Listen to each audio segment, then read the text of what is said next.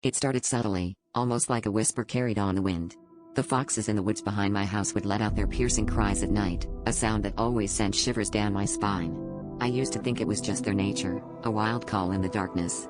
But then, one night, as I lay in bed, I could have sworn I heard my name woven into their chilling screams.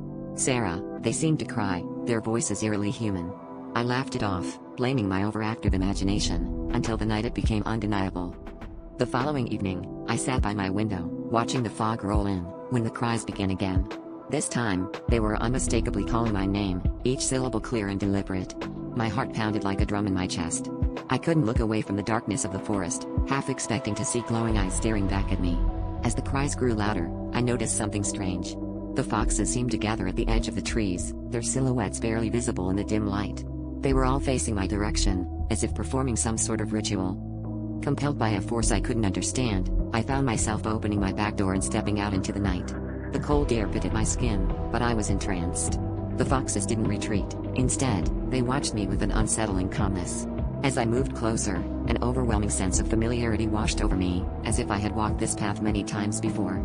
Suddenly, the air was filled with a deafening silence, the cries ceased, and all that remained was the sound of my own breathing. Then, I heard it, a whisper, barely audible, but undeniably there.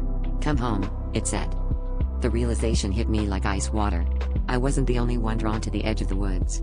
My grandmother had always warned me about the spirits that lingered in these parts, but I never took her seriously. Now I understood, the foxes were not just animals but conduits for something ancient and restless. As I stood frozen, the whisper came again, stronger this time, pulling me towards the trees. The foxes began to move, forming a path into the woods. With a mix of fear and resignation, I followed, knowing deep down that I was returning to where I truly belonged.